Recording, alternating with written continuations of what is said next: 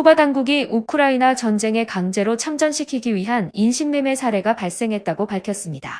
이 사건에서 인신매매범들은 피해자들을 러시아군에 가입하고 우크라이나군과 싸우도록 강요한 것으로 전해졌습니다.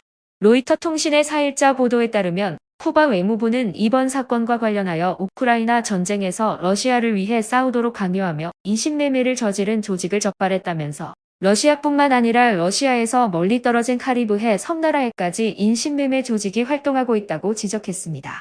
이어 러시아에서 운영되는 인신매매 네트워크를 무력화하고 해체하기 위해 노력하고 있다면서 문제의 인신매매 범죄단은 쿠바 시민을 우크라이나 전쟁에 참여하는 군대에 통합시키기 위해 운영되고 있다고 밝혔습니다. 지난 5월 러시아 야잔의 현지 매체는 일부 쿠바 시민이 러시아 군대와 계약을 체결하고 러시아 시민권을 획득하고 우크라이나로 이송되었다고 보도했습니다. 하지만 쿠바 외무부는 당시 이러한 보도와 이번 인신매매 사건이 어떻게 연관되어 있는지에 대해서는 밝히지 않았습니다.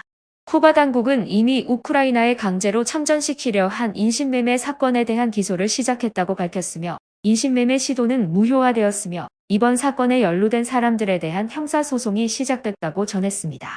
한편 러시아 당국은 해당 주장에 대한 공식 입장을 내놓지 않고 있습니다. 이러한 주장은 러시아가 예상보다 긴 전쟁과 더 많은 피해자 수를 경험하며 병력 부족 문제에 직면하고 있을 때 나온 것입니다.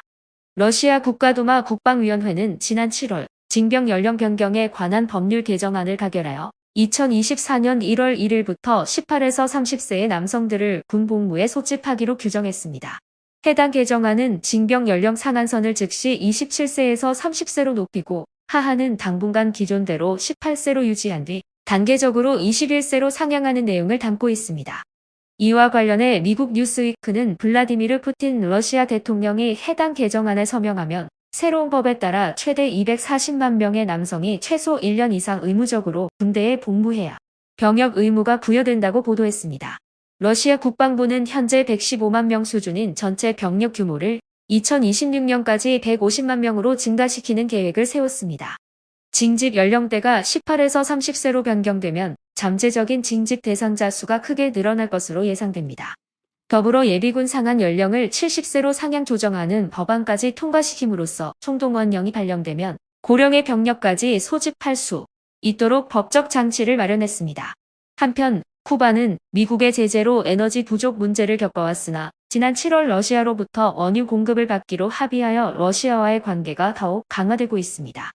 BBC의 7월 5일 보도에 따르면 협정 내용에는 러시아 기업들이 쿠바의 해변 휴양지 타라라를 비롯한 노후 관광 인프라를 개선하고 구식 설탕 공장을 정비하며 럼주와 철강 생산에 투자하는 내용이 포함되어 있습니다.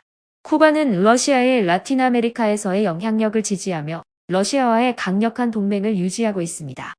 러시아 국방장관 세르게이 쇼이구는 쿠바 대표단을 방문한 뒤 의심의 여지 없이 쿠바는 라틴 아메리카 지역에서 러시아의 가장 중요한 동맹국 중 하나였고 앞으로도 그럴 것이라고 강조했습니다. 이번 인신매매 의혹에 대한 러시아 측의 개입 여부는 아직 밝혀지지 않았으며 이 사건이 양국 간의 관계에 어떤 영향을 미칠지에 대한 관심이 큽니다.